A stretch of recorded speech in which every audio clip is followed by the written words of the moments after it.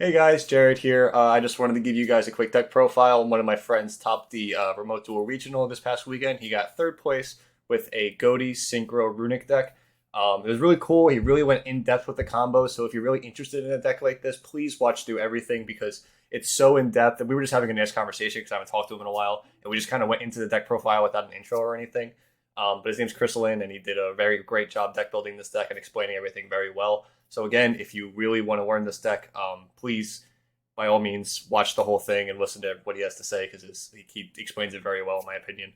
And if you enjoy content like this, again, subscribe. It really helps me out. I would love to hit 1,000 subscribers. So without further ado, thanks, guys. Runick is missing tuners. That is what it is missing. The actual purpose of Runick cards is to produce non-tuners for free every turn, more than every turn. So it because every single one has to summon to the extra monster zone. Your only goal is to move it out of there if you want to continue. If you don't want to play it as a stun deck, Right. And tuners are the most efficient way to do that because every tuner can make another tuner synchro monster. So each tuner accomplishes that a bunch of times. Whereas with like in Sprite Runic, for example, they're like highest combo potential is to use the field spell like 2 or 3 times because they can only make a rank 2, and after that their next link monster closes up their zone. Unless they want to keep making rank 2s, but it's hard to keep producing them. And it's also hard to keep making Hugins because you want to go into Garys and stuff. Runic also kind of uses this extra deck too much, so it doesn't have room to do that kind of thing. Yeah. But this deck runs a lot of Runic fusions, which I think is important to running a lot of Runic spells, which is what this deck is built to do. And so the Ghoti engine, the new level 6 synchro, turns any level 2 tuner into 3 more tuners. And that's what the deck actually is in reality. Yeah, you are definitely going to explain that when we get to that Yeah. card because that sounds nuts. I can just start doing the deck profile part of this, I guess. Oh, also, I'm Chris Lynn. I play Yu-Gi-Oh! A lot.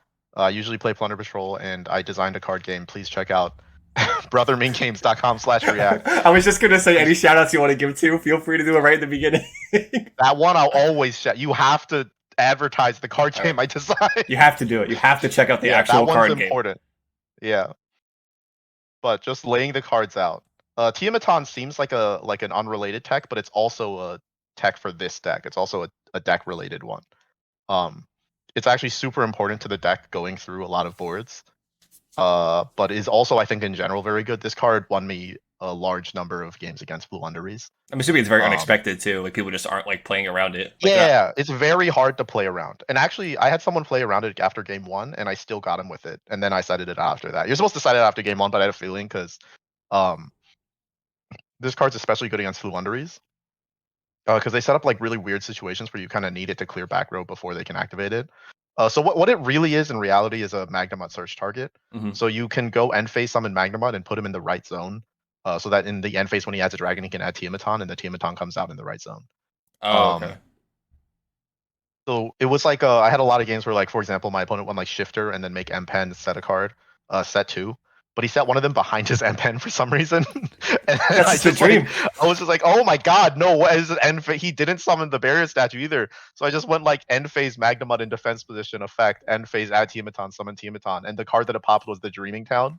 And it was just like the end of the game immediately. It was so crazy.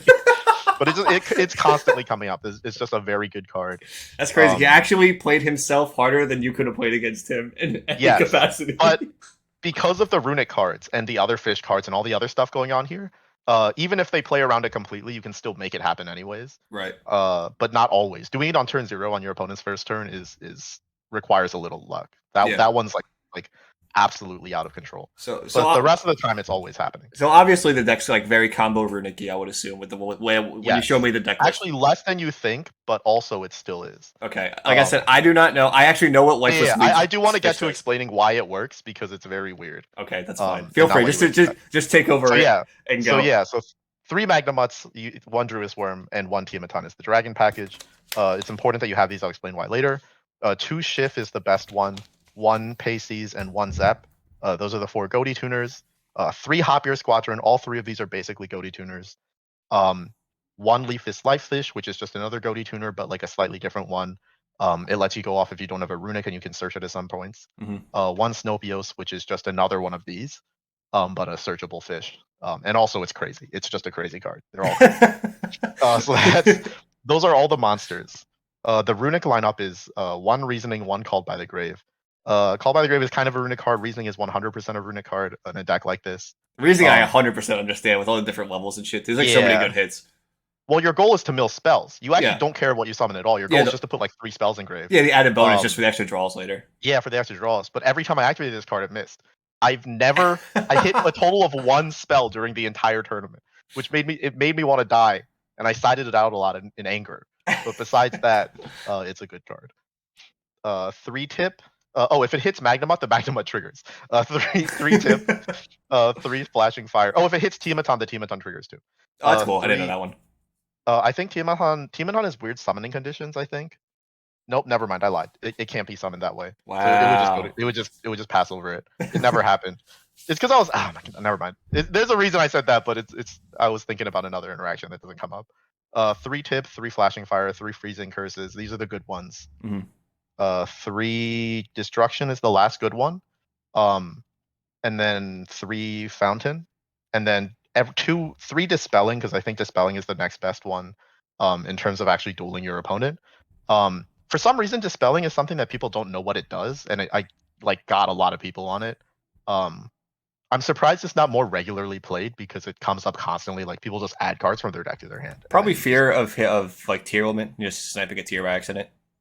No, it doesn't matter. Most of the time they can't effectively use it, so they don't use it, even if you hit a tier, right? I've been multiple times where I'll like hit the tier in their hand, and they'll be like, "Oh, I can't use this." Like, what are they gonna do? Just shuffle their?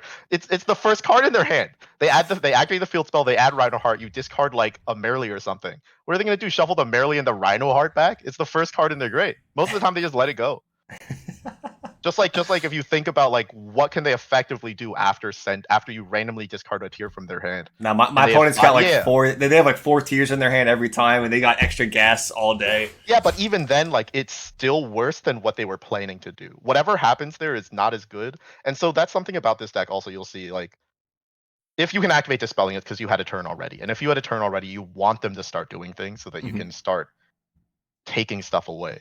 I think there's a way of playing against here that people also don't understand very well yet, which is that Kikalos doesn't matter at all. I think you can kind of see it in streams once in a while, but like at locals, you'll see a lot of people not really fully understanding it. If you like Magnemut or Crow the first tier name, a lot of the times it'll screw you over immediately because in reality they only have 3 fusion summons per turn, right? And I mean that's what makes Instant Fusion so crazy. But in general, they only have 3 fusion summons per turn. There's some minor the first exceptions. One means nothing. There's the Rayquaza and the Rayquaza and the Instant Fusion are the 2. Yeah, Cartesia now also. Yeah, Cartesia, that's what it was. Sorry. But like in general, that's how many fusion summons they have. The first one means nothing. The one that you know is going to summon Kikalos, you don't need to stop. I think stopping that one is actually because stopping that one, Kikalos doesn't do anything except to create another fusion summon. So if you stop the first one, all you do is guarantee that their second one will become 2 fusions in a row. If you let the Kikalos go and you stop the thing that sends, most of the time they can't make anything effective, or they'll only be able to make 1 Rhino Heart or 1. They won't be able to get to both of the other fusions. They won't be able to make like Garura and the other thing, and rule Kalos. Letting you especially in a deck like this where your interactions are. So this is a deck with limited interactions that are very good, but you have to time them very well, and they're very hard to stop you from having. So this deck is built off like having very good, very hard to deal with interactions, which I will show in a second after. I guess I'll show the extra deck. Herald of the Arclight just to make the tier matchup free. You summon it with Hop Your Squadron on their turn, so they'll like do some stuff. They'll like, activate the field spell. You go just summon a Hugin, or you usually leave a Hugin up anyways. You can chain Hopier to like Sharon, and it'll just make a Herald on this stack on the chain. I don't play Magic. I was gonna say it would be so cute if they went like Miri and Kikalos mill 8 and you fucking chain. Oh yeah, I did that a couple times. Yeah, I did that a couple times. Yeah, that's just gonna be devastating. They just give up. They have to give up. It's so devastating because usually they set up into that. So yeah, and like the deck puts up too many. Your decision tree on your opponent's turn is insanity, and it makes it impossible for them to guess what you're gonna do, and then they never are ready for that one. And even if they are, it's hard to. What are they gonna do? Just not mill? Like they have to try. The rest of this is Changing, which comes up. Omega, this is a flex spot. This one could be something else. I'm not 100% sure. It came up very little. 2 Hugin, and 3 Gary. I was talking to someone else who plays this. Mike Lau plays this with me. We've been working on it together. Um, he was talking about making this the 3rd Hugin again because that's what it used to be. That might happen. I'm still not sure. Did it come up for you during this tournament? It did. The 3rd one of this came up a couple times. The 2nd one of this came up a couple times. And the 3rd one of this came up a couple of times. So those are all potential. What it potentially could be. White Aura Whale is important because you're summoning your fishing crows on their turn, so it's it's Raigeki. Arion Post is important because it's 3 tuners on its own. So how does that? So what does that level 6 tuner do? You said it's 3 tuners like a couple of times. What does it actually do? When you synchro summon it, it banishes a fish from your deck. When it's used as synchro material, you can banish a fish in your grave, and it'll add a fish from your deck whose level is less than or equal to the monster you banish from your grave. So it's hard to kind of understand how this all goes together without just doing the combo. So I'm just gonna do the combo. That's fine. Yeah, if you can explain the Ghoties as it goes, because I think that's the hardest part for people to understand is the actual Ghoti cards. So let's say I just open 2 random spells, blank, and a Ghoti monster, and it seems kind of heavy, but like there's so many of all these. Yeah, right? This was the thing with this was the same thing with like the sprite, the sprite deck. It was just like, okay, you have 2 Runicks plus a sprite, and there was some. Yeah, and you don't have to open 2 Runicks. You can do it with 1 Runick. You can do it with only fish cards. This is the version of the deck that like is crazy. Yeah.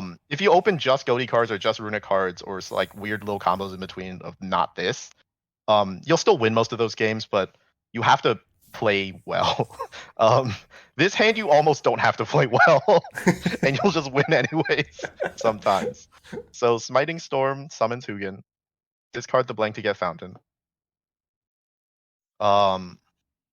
If you get Impermtear, you're fine to do the fish part of it, but you lose the Runick part of it. It gets a little scary. That's another scenario where this deck has these like checkpoints where if they interact with you too much, if they like hand trap you during this little combo, you end up in a scenario where you have to like try. If they don't, you almost don't have to. So you have to try. Yeah. So it like kind of like drops the deck down from like basically what I'm saying is it's one of those decks where when you're going first and you get hand trapped, it turns from a situation where you can't lose to a situation where you might lose, but you don't. It's not one of those decks that loses as soon as you get hand trapped, right? Yeah. So they have less cards and you have a less powerful board. It all kind of works out. But that's another thing about like the overarching theory of this deck, which is just that your interactions and all your value are spread out over so many different places that no one could possibly interact with them all. So you use the level 2 tuner in the Hugin to make a Cupid pitch. Cupid pitch on summon becomes it gains or loses level equal to the non-tuner used. Or is it the tuner that's used? Yeah, the tuner. Never mind. Okay, so it's 2. It'll always be 2, so it becomes a 2 or it becomes a 6. Sometimes the 6 comes up, but usually you pick 2. Okay. If your hand was good, you have a field spell engrave when you use Gary, but in this regular combo, you don't need it. Just summon Gary, use the field spell to draw 2. Again, if they ask you here, it's kind of sad, but you don't need these cards. Yeah, these are just free. So all that happens, you synchro summon immediately, and you make Arion Pose. So Chainlink 1 is going to be Cupid Pitch when it's used as synchro material. Your opponent takes 600 damage. I won in time a lot because of that. And you add a monster with 600 defense from your deck to your hand. Oh, I love time. You add another Hop Your Squadron. And then Arion Post will banish a fish monster from your deck. You usually banish Schiff, or if you have another one. So if Schiff is the level 2 tuner you used here, you banish Paces, but otherwise you just banish Schiff. Okay. I did not know all the Ghoti tutors are level 2. Yeah, they're all level 2. When the Schiff is engraved, you can banish it to give a fish monster 500 attack. So if you started with the Schiff, you would banish it here. Okay. That's kind of the 3 tuners I was talking about, but there's a couple other ways to get even more tuners than that. It's a maximum of 4, I think 5 synchro summons on your opponent's turn, I think. So it gets Hop Your back? Yeah, so Cupid Pitch searches the Hop Your. Oh, right. Okay, yeah. So I was just saying replace the Hop Your in the grave with this, yes. But if you don't, then this is banished and the Hop Your is still gotcha. So then in this scenario, you pass turn immediately here. And you have 4 other cards in your hand with the field spell resolving. Yeah. Your goal is so if you think of, every standby phase, the standby phase after any Ghoti tuner is banished, actually not any Ghoti tuner, this one and this one. On the next standby phase, they activate to summon. So during your opponent's standby phase, this will activate to summon. Oh, so they're all scout planes. Yes, they're all scout planes, and they all say if this card was summoned this turn, actually it's a very specific wording. During your opponent's main phase, if this card was summoned this turn, You can quick effect immediately after this resolve, synchro summon one fish monster using this card you control. Oh, okay. So from here out, your opponent has no effective interactions, right? Because what can they actually do if you think about it? If they evenly you, it means nothing because you keep the field spell, and you have a Hopier Squadron, and if you have any Runick spell at all in your hand, you can use the. So let's say they evenly you, right? For example, they evenly you, and these get banished face down. You can also chain to synchro summon, which I've done a couple times, but it's questionable because you need to sometimes want to save the level 8 synchro that you might make here. But I think you're supposed to synchro summon most of the time. But let's say, for example, they evenly you. Like, let's say they Dark Ruler evenly you, just to make this even silly. As awful as it could be. Yeah. You can activate this to summon Gary, draw your one card again, and then activate the Hopier. And the level 6 synchro is just generic, so you can just use him again anyways. There's the new level 2 tuner, when it's banished, immediately summons itself, and when it's summoned, immediately synchro summons. So at this point in the game, after they've evenly you, they haven't accomplished a single thing. And so that's the thing about this deck, is that they'll never accomplish a single thing. It still keeps you at a level 8 synchro. Yeah, you'll always be waiting to just make your whole combo again anyways, regardless of what they do to you. It gets crazier the less they interact with you. So like if they're just trying to push through your board, you have like 4 synchro summons to stop them. But if they do actually try to like use those cards, you'll still be doing the same thing you were going to do anyways. So in the natural state where we are here, and you just are using this synchro summon, right? And that's the same. These two will make any fish. You can make the white aura whale to blow up their board. This only comes up a little bit against certain kinds of decks. Most of the time you make Ascon. Ascon is a generic level 8 synchro. So he comes up with Hopier and Bestial monsters, which has also happened on my opponent's turn 0 a couple times. If you open Magnemite and you run 3 Hopiers, so if you open like Magnemite Hopier going second, and it just comes up, you can make a level 8 synchro. You can make Omega like on their first turn. So what does that level 8 synchro do, that Ghotis do? So when this is summoned, this is a generic level 8 synchro. When it's summoned, you target a fish you control and a card your opponent controls. Banish both of them. If this card is banished, you can banish a fish in your graveyard and special summon it back. So when you summon this, it's Chainlink 1. This target this and something else. It's usually like their level 2 or like Magnificent Map or whatever you want. Target something to banish it. Chainlink 2 is going to be Arion Post. Arion Post, when it's used as synchro material, you can banish it. Fish in your graveyard to search a fish from your deck whose level's less. So when this gets banished, you can add Snopios. Snopios is a hand trap also. Then this gets banished, banishes their card. When it's banished, it banishes this fish in your graveyard and comes back. On your standby phase, this one will come back again already. So that's up for your next standby phase. This one says banish a fish, 2 fish, one from your banish 2 fish from any combination from your hand and graveyard. In the regular combo, you don't have that many fish left over after this, so this doesn't always come up. But if you have like, you'll usually have more fish floating around or some fish in your hand at this point because you've drawn so many cards. Yeah, with the Runick, because you got to remember the Runick engine's also still going. And yeah, and at this point, like you can just make the Herald. The Herald comes up a lot here, but a lot of the times this turns into a Changing. And then the Runick cards will trigger the Changing. This can trigger the Changing by banishing this and a fish from your hand. There's other ways. Bestial monsters can trigger Changing. You use Bestials on your own graveyard a lot, actually. Because again, like against like Fluanderies or whatever, they're just combo pieces that you're using to summon level 6s to synchro with on their turn. Yeah, right. That's always the craziest thing about Bestials. It's just So it almost looks like the monster engine really accomplishes the same thing the Runick engine does, of just a very long, like a very good long game with very positive exchanges. Exactly, yeah. And you never invest any of it. So like Runick doesn't invest anything ever. It's always constantly holding all of its resources in just random places your opponent can't do anything about. Right. There's no effective way to interact with him. And Fish somehow is the same thing. And the Runick deck, for some reason, produces too many non-tuners that you don't know what to do with. And the Fish deck produces too many tuners that you don't know what to do with. If you read the Ghoti non-tuners, they're terrible. Like, just literally unusable garbage. except for the one that you play, and even that one is only one of it. Was that the 6? Was that the 6? Yeah, the 6. Because the non-tuners are just not very good. And so they kind of like fill in each other's gaps while both staying almost impossible to interact with at the same time. So you get this deck that were like, every hand is the same because you run like 10 of every card. Your opponent just can't do anything about anything. Like, look at this. This is just a look. I open Shift again. You just can't. This hand, like, it feels like you can't lose. because it's just going to be destruction for Hugin, discard probably the other probably dispelling. Destruction is the one you probably want to make sure you have next turn in case you get stopped. Oh wait, I actually You want to trigger this wrong. Fountain? Yeah, you want to Yeah, trigger yeah, Fountain, yeah. right? Yep. I forgot I used it already. Normal shift, make Cupid pitch. I always forget Make you Cupid Pitch level 2. exists. That's always my issue. I always forget that card is like. It's unreasonable. It's because we don't have the Thunder Dragon combo, so it's easy to forget because we don't have freaking an end of the world combo built behind it. Yeah. But Fountain Effect. I guess I'll actually shuffle now that I'm doing this combo for real. Because it might just be 3 bad cards, which is always fun to show. Nope, it's crazy. No. Jesus Christ. Again, so now you're back to you're already back to the point of you have too many non-tuners to know what to do with. Yeah, exactly. And then so the Arion Post triggers, and then you banish the Paces. Oh, also this level 6, every time it's summoned, so it's a quick effect to summon it during the main phase by banishing a fish from your hand and grave. When it is summoned, you can target any card on the field. When it leaves the field, it gets banished instead. So it macros any card forever. It's not until the end of the turn. It can target itself, and then whenever it gets banished in any way, you can banish a fishing grave to add it back. So here, this can banish this to add this back.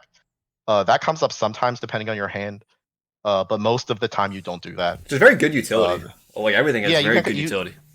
Everything is just everywhere all the time, because here you can use shift because you have a fish and you open the shift. That's why you run 2 of that one, and you set the callback grave. You just stop, and there's no reason to keep going because they already can't do anything about anything you're doing. In their standby phase, both of these come back, and they already have to start, like, you have too many things, right? Because this is a synchro summon, this is a synchro summon, this is real, this is real, this is real, this is real. These are not supposed to be real. Yeah, and like these aren't even supposed to be real, but they are because of how many tuners you have, right? Yeah. Oh, I forgot the Cupid pitch. Yeah, so you also have Hopier in your hand, right? Yeah. Oh my god. The Cupid pitch is mandatory, but at this point, like, it's almost impossible for them to interact with you. There just aren't. They don't make cards to deal with this situation. It really is something that it really is no, like, I feel like one combo line. Like there's like a generic standard play you're trying to get to, but like you're always ending on essentially, from what it looks like, a bunch of formula synchrons, even one in the hand, too many of them, and then just an endless amount of non-tuners from the Runicks also from the hand, which is just crazy.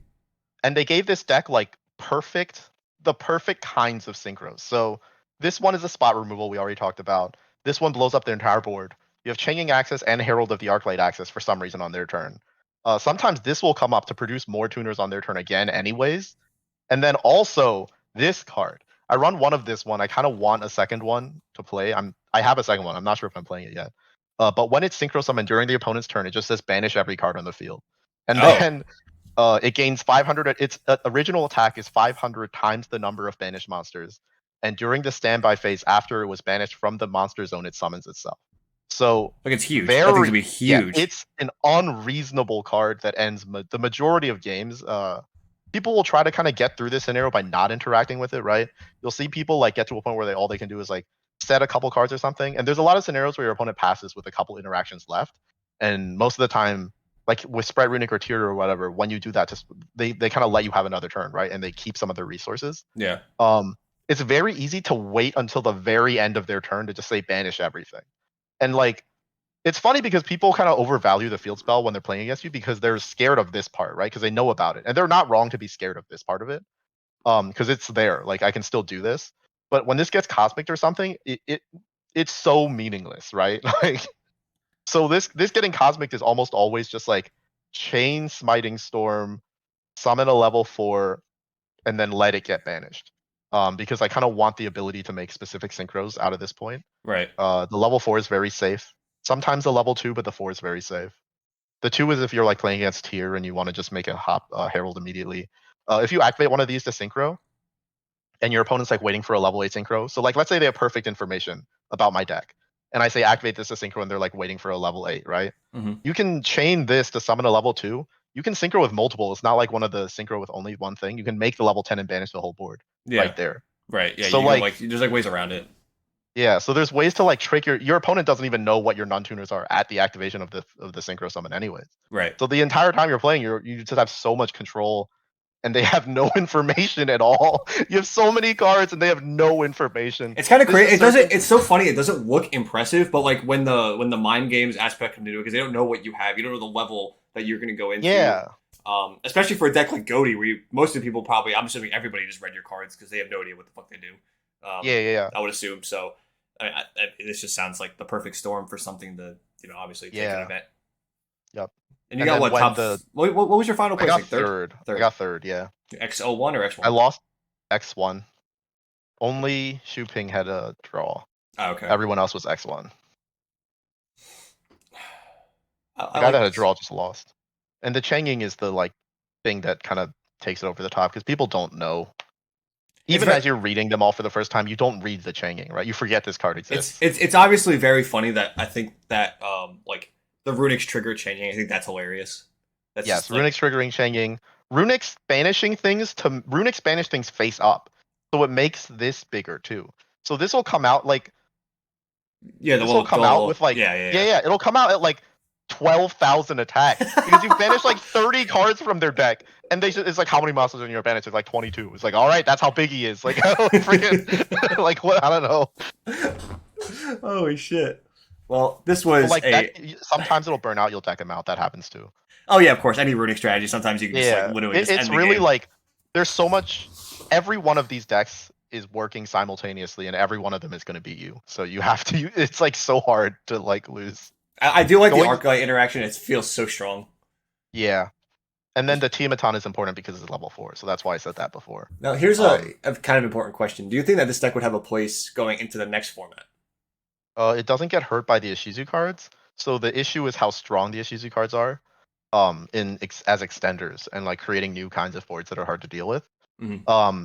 But this deck its goal is to stop your opponent from getting anywhere. So going first, it's the same deck. Going second, it's a little harder. It's a little harder for a very stupid reason. This deck runs 3 Gary because one of the most important things you can do in a deck with 21 Runick cards, where like 15 of them are quote unquote bad ones or whatever, or like 10 of them, I think 10 of them are quote unquote bad ones. You need to be able to going second use cards like Dispelling to summon Gary and crash it. You need to be able to say like enter battle phase, activate Dispel, summon Gary, crash. That deck produces like a continuous trap that's Necro Valley, but the Necro Valley has Dweller text on it too. Yeah. So it negates the Gary, which is somehow the most important thing because you going second, you really need every single Runick name to be another Destruction or another Flashing Fire. I think people don't play the bad ones because they don't recognize that the fusions are the thing that make the bad ones the same as all the other ones. Mm-hmm. And you really, really need to get Gary out and crash it and use it in those matchups. Going second, and the Gravekeeper's trap stopping that is a huge problem. Yeah, I know that card's like nuts. From the minor testing I've done in that format, it's insane. Bongo outrageous nonsense. The way that it like beats, oh my god, I hate it. No, it's frustrating. I clearly understand. Going first, it's the same deck though, so I don't know what I'm gonna do. I mean, the Arclight play is just insane. Obviously, like that doesn't change the fact that the Arclight play still ends them. Everything, so many ways to just end them going first, but that's not new. This deck is. I topped because I lost a lot of die rolls and won anyways. Yeah. And that's going to be harder to do, so it's hard to say. But it'll keep working the same going first. It'll keep working going first. So that's fair. I'm really happy with it. It looks really, really cool. I love Runick. It's like one of my favorite archetypes in Yu-Gi-Oh! Once it got announced. So I'm happy seeing any form of it evolve and take any new format. I think is awesome. And it looks great. So thank you again. I super appreciate it, all the explanations and everything. I know you are a mad scientist of sorts for Yu-Gi-Oh cards. I like it. I like Yu-Gi-Oh. I like reading cards. So that's it. Yep. And check out my card game, you freaking nerds. Yes, check it out. Shout the name one more time. React. Re-semicolon-act. Oh, it's right in the mat right here. It's a weeb name. Yeah, this is it. This mat is merch for that game. Perfect. Okay, sounds good. Thank you, man. I appreciate it, and have a good night. Yep, good night.